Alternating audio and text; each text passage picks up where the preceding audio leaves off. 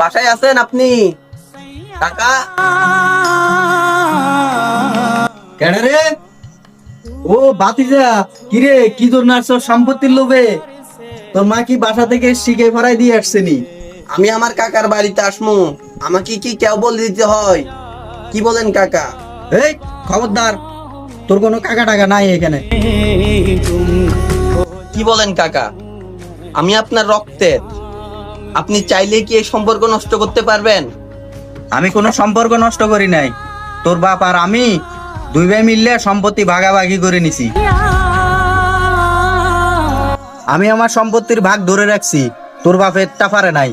তুই কি আবার নতুন করে আসছস সম্পত্তির ভাগ নীতি?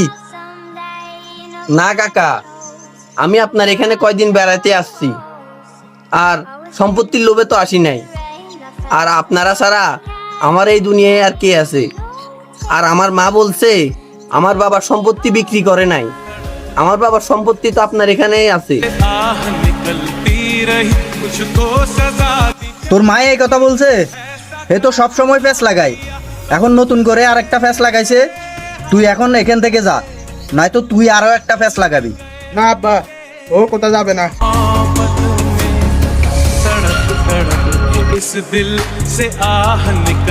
এ মইন, যাবি না? আমি আসতেছি। ও কোথাও যাবে না, ও এখানে থাকবে। আপনাদের দুই ভাইয়ের মধ্যে ভেজাল, তাহলে আমাদের দুই ভাইয়ের মধ্যে ভেজাল লাগাই দিতেছেন। নাফুত, তুই ভুল বুঝতেছস। আমার ভাই ছিল একটা লুবি, আর এ হচ্ছে তার ছেলে, এ আরো বড় লুবি। এর বাপ মারা গেছে আরো অনেক আগে, এ আসছে আজকে। কি জন্য আসছে জানস? সম্পত্তির লোভে আসছে। সে কি বলছে তোমাকে সম্পত্তির জন্য আসছে? সে যদি সম্পত্তির জন্য আসে, তাকে তুমি সম্পত্তি বুঝাই দিতে হবে। কি কইতেছ সেগুলা?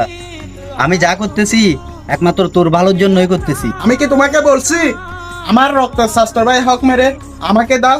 তুমি কি মরবা না? মরলে তোমাকে মাটির নিচে যাইতে হবে না?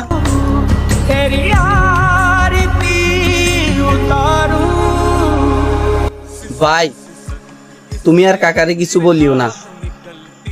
আমি যদি জানতাম আমি এখানে আসার পরে এত ঝামেলা হবে, তাহলে আমি আর কখনোই এখানে আসতাম না। আমি চলে যাচ্ছি, তবুও তোমাদের ফ্যামিলির সমস্যা যেন না হয়।